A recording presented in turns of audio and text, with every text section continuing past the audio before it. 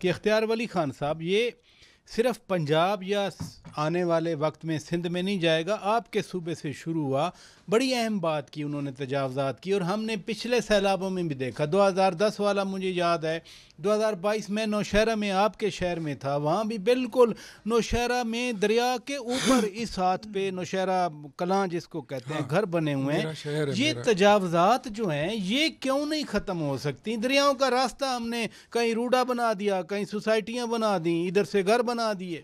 پھر ہم کہتے ہیں قدرت جو ہے قدرتی آفت ہے. آفت تو ہم خود انوائٹ کر لیتے ہیں. بسم اللہ الرحمن الرحیم. بہت شکریہ شوکت براچا صاحب. دیکھیے یہ بدقسمتی ہے، یہ اقتدار جب کچھ ایسے لوگوں کے ہاتھ میں لگ جاتا ہے نا جو حکومت چلانا نہیں جانتے، وہ نظام ریاست، نظام حکومت اور گورننس سے جن کا تعلق نہ ہو، تو پھر یہ ایسا ہی ہوتا ہے. یہ جو سوات میں آپ نے دیکھا، یہ جو واقعہ ہوا، وہ جو ایک ہی خاندان کے 17 18 19 لوگ مر گئے تھے بیچارے، وہ سیالکوٹ والے بات کر رہے ہیں. جی ڈسکا والے. یہ تقریباً کوئی دریائے سوات پر 1600 سے زیادہ ہوٹلز کو 1600 سے زیادہ ہوٹلز اور کچھ اس طرح کے ریزورٹس بنانے کے لیے گزشتہ چند سالوں میں ان کو یہ NOCs دیے گئے ہیں. اب آپ دریاؤں کا راستہ روکیں گے تو پھر یہی ہوگا. یہ روڈا آپ نے دیکھا کہ اچھا، میں حیران ہوں کہ روڈا کو NOC جنہوں نے دیا ہے، پھر جو انوگریشن اس کی عمران خان نے خود کی ہے، یہ ہمارے گلے میں ڈالنے کی کوشش کر رہے تھے سوشل میڈیا پر کہ یہ انہوں نے بنایا ہے. بھائی یار، کچھ تو اپنی ذمہ داریاں پوری کرو، کچھ تو بندہ مان لیتا ہے. وہ تو اس وقت کہہ رہے تھے، جو اسٹیٹمنٹ کی آپ بات کر رہے ہیں، وہ کہہ رہے تھے کہ جی اب تو راوی میں پانی آئے گا ہی نہیں، یہ تو ایک جوہڑ بن جائے گا. لیکن وہ تو 2 لاکھ 3 لاکھ کیوسک پانی آ گیا. میں وہی کہہ رہا ہوں نا، آپ کو یہ گارنٹی کس نے دی ہے کہ آپ یہ کہتے ہیں کہ اب راوی میں پانی نہیں آئے گا؟ یہ راوی کا پانی جو ہے یہ شاہی قلعے تک بہتا تھا. آج سے آپ اس کے پرانے کوئی 80 ذرا روٹس چیک کریں، آپ کو 5-6 دہائیوں کے بعد آپ کو راوی قلعے تک ملے گا کہ یہ وہاں تک بہتا تھا. اور دریا جو ہوتے ہیں نا، یہ اپنا راستہ لے لیتے ہیں.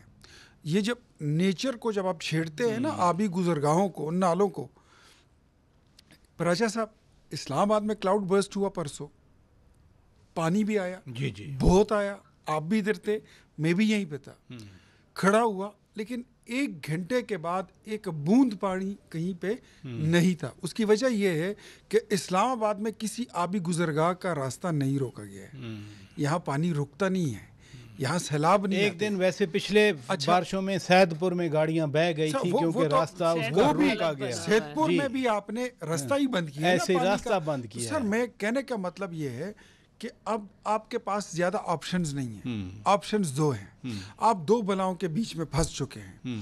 ایک آپ کے پاس یہ ہے کہ کبھی اگر موسم ٹھنڈا ہوگا تو آپ خشک سالی کے میں جائیں گے، آپ کی فصلیں تباہ ہو گئی ہیں. اور جب آپ ایسے موسم آئیں گے، جب گرمی کا موسم ہے، تو بے وقت بارش ہے، بہت زیادہ بارش ہے، اور اس کو سنبھالنے کا آپ کے پاس کوئی راستہ نہیں ہے. تو یا آپ کے اوپر سیلاب آئیں گے یا آپ کے اوپر قحط سالی آئے گی. تو میرے خیال میں بغیر اس کے کہ ہم کوئی پولیٹیکل پوائنٹ سکورنگ کریں، ہمیں قوم کو ایک ڈائریکشن دینی چاہیے. یہ بالکل اہم بات بیچ میں آپ نے ایڈیپٹیشن بڑی اہم بات ہے. میں شوکت بسرا صاحب کی ریچارج پاکستان کے نام سے، تو وہ اب پیپر سے نکل کے آنا چاہیے. آئی ایم سوری، ہمیں اپنے کسانوں کو سب کو بتانا ہوگا کہ گرمی پہلے شروع ہو جائے گی، آپ کو بارشیں زیادہ فصل کرنا ہے، کس وقت فصل کرنی ہے، کیا کرنا ہے، تو یہ کرنا ہے.